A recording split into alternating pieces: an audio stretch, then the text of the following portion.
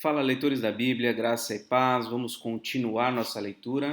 Hoje a gente vai ler Isaías 39 e 40 e vamos ler também o capítulo 11 de Hebreus. Vamos à nossa leitura então? Nesse tempo, Merodach-Baladã, filho de Baladã, rei da Babilônia, enviou cartas e um presente a Ezequias, porque soube que ele havia estado doente, mas que agora já estava recuperado. Vamos aqui perceber um detalhe. O rei da Babilônia e não o rei da Síria. O rei da Síria foi aquele que foi derrotado por Deus, né? 185 mil homens foram mortos, ele voltou para casa e foi morto pelos próprios filhos lá na casa do Deus dele. Esse aqui é outro rei, é o rei da Babilônia, que é o império que vai subjugar a Síria e posteriormente então vai também subjugar o povo judeu. Então ele mandou esse presente a Ezequias dizendo que soube que tinha estado doente e já estava recuperado. Versículo 2. Ezequias se agradou disso e mostrou aos mensageiros a casa do tesouro, a prata, o ouro, as especiarias, os óleos finos, todo o seu arsenal e tudo que havia nos seus tesouros. Então Ezequias recebeu esses homens e mostrou tudo que todas as coisas mais importantes e valiosas do reino foram mostrados para esses homens babilônicos. Não houve nada em seu palácio, nem em todo o seu domínio que Ezequias não lhes mostrasse. Então o profeta Isaías foi falar com o rei Ezequias e lhe disse: que foi que aqueles homens disseram e de onde vieram? Ezequias respondeu: vieram de uma terra distante, da Babilônia, para me visitar. Isaías perguntou: o que eles viram no seu palácio? Ezequias respondeu: viram tudo o que há em meu palácio. Não houve nada nos meus tesouros que eu não lhes mostrasse. Então Isaías disse a Ezequias: ouça a palavra do Senhor dos Exércitos. Eis que virão dias em que tudo o que houver no seu palácio, isto é, tudo o que os seus pais ajuntaram até o dia de hoje, será levado para a Babilônia. Não ficará coisa alguma, diz o Senhor. Alguns dos seus próprios filhos, gerados por você, serão levados para que sejam eunucos no palácio do rei da Babilônia. Então Ezequias disse a Isaías: boa é a palavra do Senhor que você falou. Pois ele pensava assim: enquanto eu viver, haverá paz e segurança. Então nós vemos aqui ele mostrando todas as coisas, o profeta falando em nome de Deus que tudo que ele tinha mostrado seria levado para a Babilônia, né? E os próprios filhos deles seriam os eunucos desse rei, seriam subservientes a esse rei babilônico. E Ezequias recebe de forma até inusitada essa palavra, né? Ele disse aqui que boa é a palavra do Senhor, porque ele acreditava então que no período de vida dele isso não iria acontecer, mas iria acontecer depois dele. E agora temos aqui o capítulo 40, iniciando um novo trecho, um novo bloco. Veja que o formato do texto muda, né? Lá do 36, se não me engano, até o 39, acho que antes, né? Não me lembro agora. Deixa eu ver. 36, isso. Desde o 36 até o 39, nós tivemos textos narrativos. Agora, no 40, de novo, volta aqui o texto profético em forma poética. Consolem, consolem o meu povo, diz o Deus de vocês. Falem ao coração de Jerusalém e anunciem que o tempo de sua escravidão já acabou, que a sua iniquidade está perdoada e que ela já recebeu em dobro das mãos do Senhor por todos os seus pecados. Uma voz clama: no deserto preparem o caminho do Senhor. No ermo façam uma estrada reta para o nosso Deus. Todos os vales serão levantados e todos os montes e colinas serão rebaixados. O que é tortuoso será retificado e os lugares ásperos serão aplanados. A glória do Senhor se manifestará e toda a humanidade a verá, pois a boca do Senhor o disse. Esse é o texto que faz referência, que é referido lá no contexto de João Batista. Ele é esse que prepara o caminho do Senhor, né? Por exemplo, aqui em Mateus 3:3, é a João que se refere o que foi dito por meio do profeta Isaías: voz do que clama no deserto, prepara o caminho do Senhor, assim por diante. Então, o papel de João Batista foi aplanar o caminho, preparar o caminho. Os montes e colinas seriam rebaixados, os vales seriam aterrados, eles seriam levantados para que o caminho ficasse plano para a chegada, a vinda da glória do Senhor, que iria se manifestar e ser visto por toda a humanidade. Uma voz diz: proclame. E alguém pergunta: que hei de proclamar? Toda a humanidade é erva, e toda a sua glória como a flor do campo. A erva seca e as flores caem, soprando nelas o hálito do Senhor. Na verdade, o povo é erva, a erva seca e as flores caem. Mas a palavra do nosso Deus permanece para sempre. As pessoas passam como a erva, como a planta, que passa um vento e é arrancado. Mas a palavra do Senhor permanece para sempre. Ó Sião, você que anuncia boas novas, suba um alto monte. Ó Jerusalém, você que anuncia boas novas, levante a sua voz fortemente. Levante-a, não tenha medo. Diga às cidades de Judá: eis aí está o seu Deus. Eis que o Senhor Deus virá com poder e o seu braço dominará. Eis que o seu galardão está com ele e diante dele vem a sua recompensa. Como pastor, ele apacentará o seu rebanho. Entre os seus braços recolherá os cordeirinhos e os carregará no colo. As que amamentam, ele guiará mansamente. Esse é o nosso pastor. E aí um trecho especial de todo o livro de Isaías. Eu gosto muito desse trecho, capítulo 40, do versículo 12 até o versículo 31.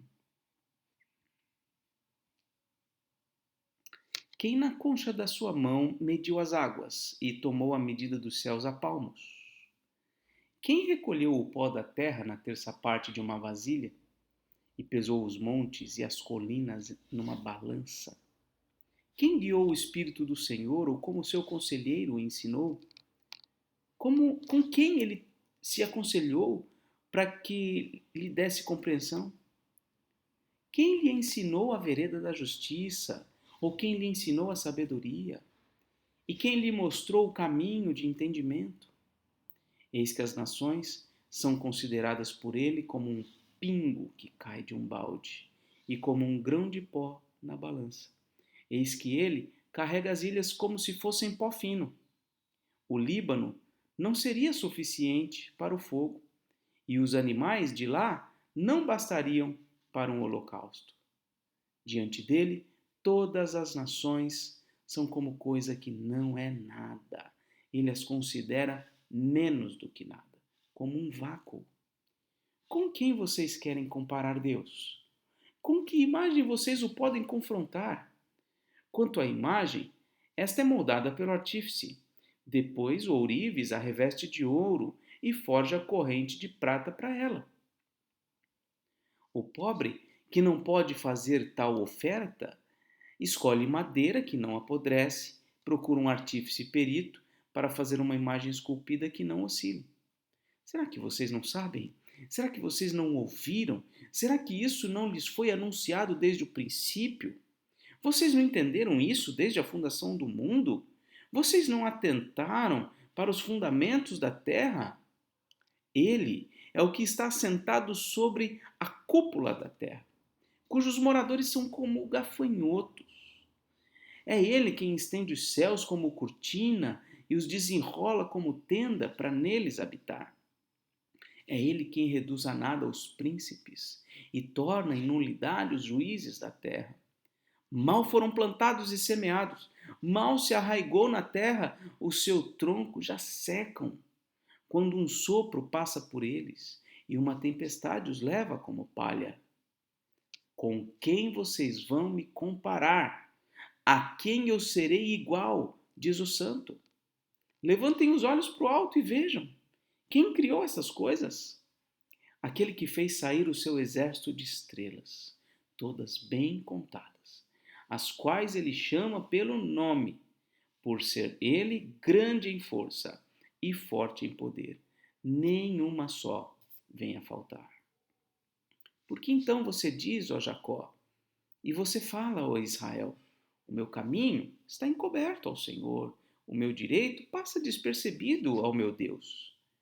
Será que você não sabe, nem ouviu, que o eterno Deus, o Senhor, o Criador dos confins da terra, nem se cansa nem se fatiga? A sabedoria dele é insondável. Ele fortalece o cansado, multiplica as forças ao que não tem nenhum vigor.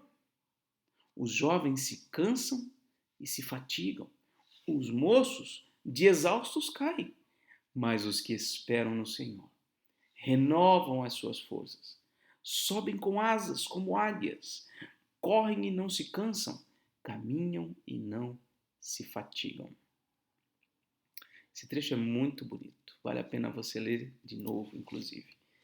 São perguntas, várias perguntas, né? Como é que você pode comparar Deus com qualquer coisa? Como é que você não sabe da grandeza de Deus? Você acha que as coisas que você faz, que você pensa, passam despercebidos dele? Você acha que Deus é impotente, é incapaz? Ele é quem dá força a todos. É Ele. Nós somos fracos, nós somos frágeis. Mas se nós esperamos no Senhor, nossas forças são renovadas, nós subimos com asas como águias, nós vamos correr e não vamos cansar, vamos caminhar e não vamos nos fatigar. Que o Senhor Deus fortaleça a nossa vida e nos ajude a esperar nele. E agora, Hebreus 11. Hebreus 11 talvez seja o capítulo mais conhecido da carta aos Hebreus. Aqui está a galeria da fé. Muitos nomes são citados aqui, homens do passado que viveram pela fé. Ora, a fé é a certeza de coisas que se esperam, a convicção de fatos que não se veem. Pois pela fé os antigos obtiveram bom testemunho. Pela fé entendemos que o universo foi formado pela palavra de Deus, de maneira que o visível veio a existir das coisas que não são visíveis. Pela fé, Abel ofereceu a Deus um sacrifício mais excelente do que Caim, pelo qual obteve testemunho de ser justo, tendo a aprovação de Deus quanto às suas ofertas. Por meio da fé, mesmo depois de morto, ainda fala. Pela fé, Enoque foi levado, a fim de não passar pela morte.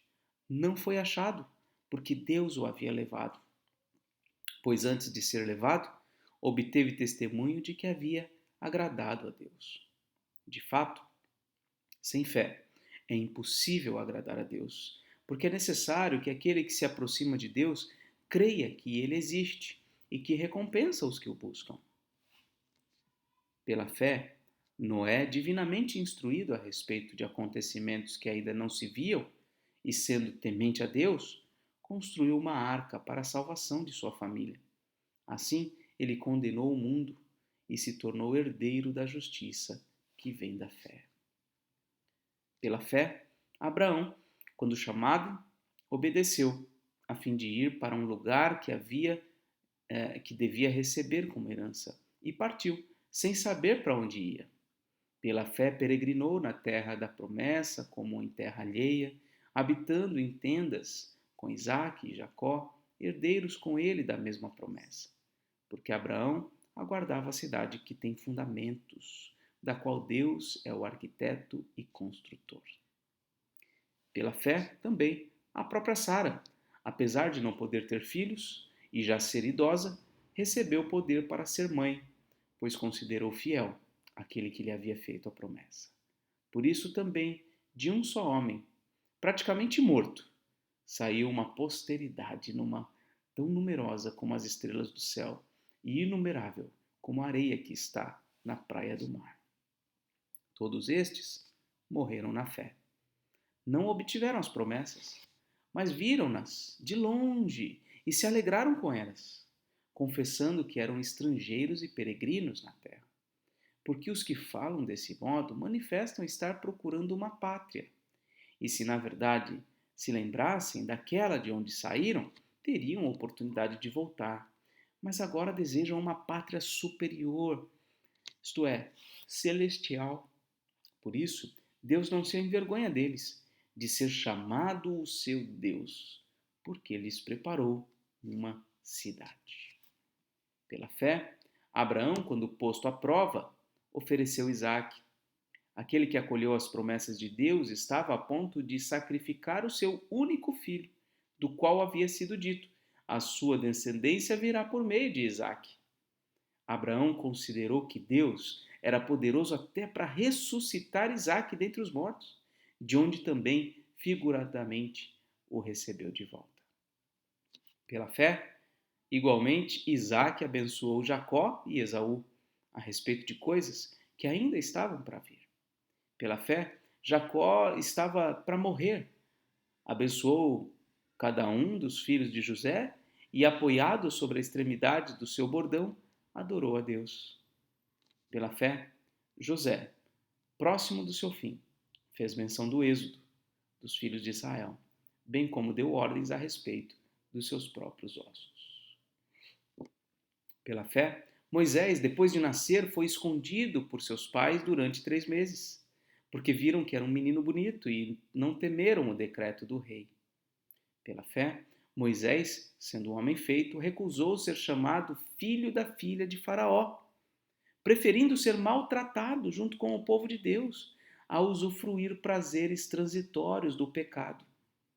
Ele entendeu que ser desprezado por causa de Cristo era uma riqueza maior do que os tesouros do Egito, porque contemplava a recompensa. Pela fé, Moisés abandonou o Egito, não ficando amedrontado com a ira do rei, pois permaneceu firme como quem vê aquele que é invisível. Pela fé, celebrou a Páscoa e o derramamento do sangue para que o exterminador não tocasse nos primogênitos dos israelitas. Pela fé, os israelitas atravessaram o Mar Vermelho como por terra seca, quando os egípcios tentaram fazer o mesmo, foram engolidos pelo mar. Pela fé, ruíram as muralhas de Jericó, depois de rodeadas por 7 dias. Pela fé, Raabe, a prostituta, não foi destruída com os desobedientes, porque acolheu os espias com paz. E que mais direi? Certamente me faltará o tempo necessário para falar de Gideão, de Baraque, de Sansão, de Jefté, de Davi, de Samuel e dos profetas, os quais, por meio da fé, conquistaram reinos, praticaram a justiça, obtiveram promessas, fecharam a boca de leões, extinguiram a violência do fogo, escaparam de ser mortos à espada. Da fraqueza tiraram força, fizeram-se poderosos na guerra, puseram em fuga exércitos estrangeiros. Mulheres receberam pela ressurreição os seus mortos. Alguns foram torturados, não aceitando o seu resgate, para obterem superior ressurreição. Outros, por sua vez, passaram pela prova de zombarias e açoites, sim, até de algemas e prisões. Foram apedrejados, cerrados ao meio, mortos ao fio da espada. Andaram como peregrinos, vestidos de peles de ovelhas e de cabras. Passaram por necessidades. Foram afligidos e maltratados. O mundo não era digno deles. Andaram errantes pelos desertos, pelos montes, pelas covas, pelos antros da terra. Todos estes, mesmo tendo obtido bom testemunho por meio da fé, não obtiveram a concretização da promessa. Porque Deus tinha previsto algo melhor para nós, para que eles, sem nós, não fossem aperfeiçoados. O capítulo 11 de Hebreus é muito, muito bom, muito interessante. Nós vemos aqui um breve resumo, de certa forma, da história da salvação. Vemos vários nomes de homens, de mulheres que viveram pela fé. E essa parte final aqui é impactante, porque nos mostra que viver pela fé não é viver as melhores coisas ou as coisas mais agradáveis da vida. Viver pela fé é viver na esperança do que está por vir, é viver na convicção de fatos que não podem ser observados com os olhos. O início do capítulo 11 nos esclarece isso. A fé é a certeza das coisas que se esperam e a convicção de fatos que não se veem. Então, nós somos chamados a viver pela fé não pelo que nós vemos. Viver pela fé é viver não pelo que nós vemos. Viver pela fé é muitas vezes passar por essas questões todas complicadas, muitas vezes sofrimentos, mas na certeza de que as promessas de Deus se cumprirão de forma infalível. Então, que nós sejamos esses homens de fé, essas mulheres de fé. O capítulo 12, nós vamos continuar depois a leitura, vai ser exatamente a continuidade do 11, né? Dizendo, olha, com base em tudo isso, com base nesses exemplos, vivamos hoje pela fé também. A gente vai ver isso no capítulo 12. Vamos orar? Senhor nosso Deus, te damos graças, Pai, porque pelo Teu Santo Espírito, por meio da Tua Palavra, nós temos aprendido a viver pela fé. Temos aprendido que viver pela fé não é viver prosperidade, não é viver isento de problemas. Viver pela fé é viver uma esperança, viver esperando. E como nós vimos em Isaías 40, os que esperam no Senhor renovam suas forças, sobem com asas como águia, correm e não se cansam, caminham e não se fatigam. Senhor, se há entre nós quem esteja desanimado, quem se sinta vencido pelas lutas e sofrimentos, que o Senhor nessa hora, Pai, lembre a este coração que nós não vivemos pelo que nós vemos, nós não vivemos pelo que nós sentimos, nós vivemos pelo que cremos. O justo vive pela sua fé, diz a tua palavra. Fortalece a nossa fé, anima o nosso coração, nos faz olhar para Cristo Jesus, nos faz olhar para as promessas do mundo vindouro, para que o nosso coração, ó Deus, não se desanime, para que os nossos joelhos, nossos braços não se amoleçam e nós não caiamos. Ó Deus, seja honrado e glorificado na nossa vida. Faz-nos perseverar no caminho do Senhor, para a honra e glória do Teu nome. Em nome de Jesus. Amém. Muito bem, essa foi a leitura de hoje. Que Deus te abençoe. Um forte abraço e até mais, se Deus quiser.